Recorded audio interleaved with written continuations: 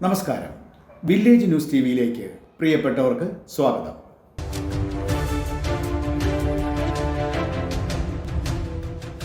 മലയാളിക്കും പൊതുസമൂഹത്തിനും ഈ ഭൂമി അവസാനിക്കുന്നതുവരെ സൂക്ഷിക്കാൻ സന്ദേശ സിനിമകളും കഥാപാത്രങ്ങളും സമ്മാനിച്ച നമ്മുടെ സ്വന്തം ശ്രീനിവാസൻ ഓർമ്മയായി. 69 വയസ്സായിരുന്നു.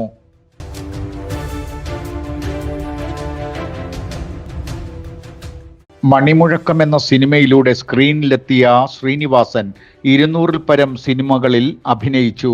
5 തവണ സംസ്ഥാന ചലച്ചിത്ര പുരസ്കാരവും നേടി.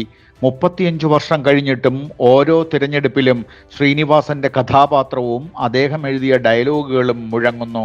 സഖാവേ, എന്തുകൊണ്ട് നമ്മൾ തോറ്റു? പകരം വയ്ക്കാനില്ലാത്ത തിരക്കഥാകൃത്തും നടനും എഴുത്തുകാരനുമായ ശ്രീനിവാസൻ 2 സിനിമകളും സംവിധാനം ചെയ്തിട്ടുണ്ട്. അന്ത്യം തൃപ്പൂണിത്തുറയിലെ താലൂക്ക് ആശുപത്രിയിൽ വച്ചായിരുന്നു.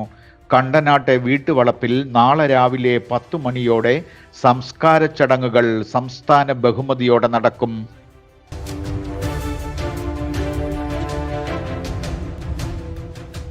മുഖ്യമന്ത്രി പിണറായി വിജയൻ ഉൾപ്പെടെ സമൂഹത്തിന്റെ വ്യത്യസ്ത മേഖലകളെ പ്രതിനിധീകരിക്കുന്നവർ പ്രിയപ്പെട്ട ശ്രീനിവാസന് അന്ത്യാഞ്ജലി അർപ്പിച്ചു.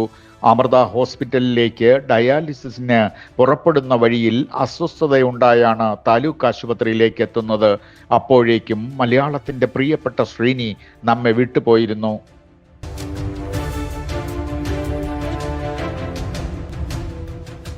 IFFKയുടെ ലൈഫ് ടൈം അച്ചീവ്മെന്റ് പുരസ്കാരം 10 ലക്ഷം രൂപയും ശില്പവും പ്രശസ്തി പത്രവും ആഫ്രിക്കൻ ചലച്ചിത്രകാരൻ അബ്ദേ റഹ്മാൻ സിസാക്കോയ്ക്ക് മുഖ്യമന്ത്രി ഇന്നലെ സമ്മാനിച്ചു. സുവർണ ചകോരം 2 സീസൺസ് 2 സ്ട്രേഞ്ചേഴ്സിന് ലഭിച്ചു. 20 ലക്ഷം രൂപയും പ്രശസ്തി പത്രവും ശില്പവും അടങ്ങുന്നതാണ് പുരസ്കാരം. മികച്ച സംവിധായകനുള്ള രജത ചകോര പുരസ്കാരം അർജന്റീനിയൻ ചിത്രം ബിഫോർ ദ ബോഡിക്കാണ് ലഭിച്ചത്. പ്രേക്ഷക പ്രീതിയുള്ള ചിത്രമായി ഉണ്ണികൃഷ്ണൻ ആവള സംവിധാനം ചെയ്ത മലയാള ചിത്രം തന്തപ്പേര് തിരഞ്ഞെടുക്കപ്പെട്ടു.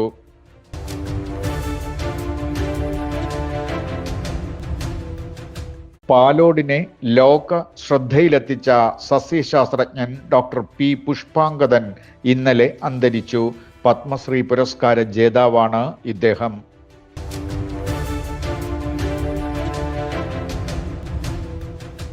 ശബരിമല സ്വർണ്ണക്കൊള്ള ബെല്ലാരിയിലെ ജ്വല്ലറി ഉടമ ഗോവർദ്ധൻ ഉണ്ണികൃഷ്ണൻ പോറ്റിക്ക് പലപ്പോഴായി 1.5 കോടി രൂപ നൽകിയതായി പ്രത്യേക അന്വേഷണ സംഘത്തിന് മൊഴി നൽകി.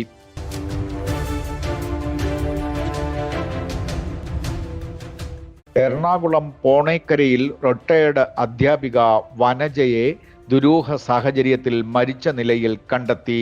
വീടിനുള്ളിലെ കിടക്കയിലാണ് രക്തം വാർന്ന് മരിച്ച നിലയിൽ മൃതദേഹമുണ്ടായിരുന്നത്. ദേഹം നിറയെ മുറിവുകൾ ഉണ്ടായിരുന്നു എന്ന് പോലീസ് പറഞ്ഞു.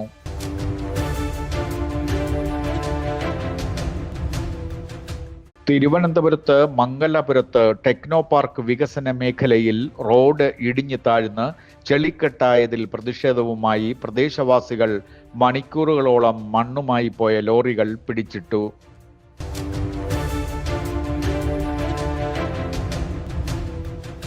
വിഴിഞ്ഞത്ത് കേന്ദ്ര സമുദ്ര മത്സ്യ ഗവേഷണ കേന്ദ്രത്തിന്റെ മേഖലാ അക്വേറിയത്തിൽ പുതിയ മത്സ്യങ്ങളും ജലജീവികളും എത്തി.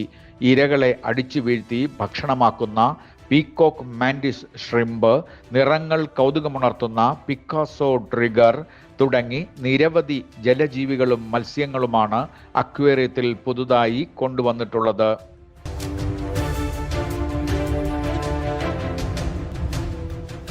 അസമിലെ ഹോജോയിൽ ഇന്ന് രാവിലെ ഉണ്ടായ ട്രെയിൻ അപകടത്തിൽ 8 ആനകൾ കൊല്ലപ്പെട്ടു.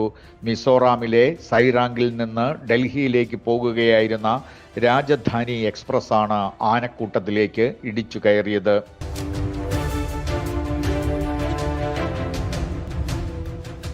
ബംഗ്ലാദേശിൽ ഇന്ത്യക്കെതിരായ നീക്കങ്ങൾ ശക്തമാക്കാൻ പാകിസ്ഥാൻ ഇന്റലിജൻസ് ISI ശ്രമിക്കുന്നുവെന്ന് റിപ്പോർട്ടുകൾ.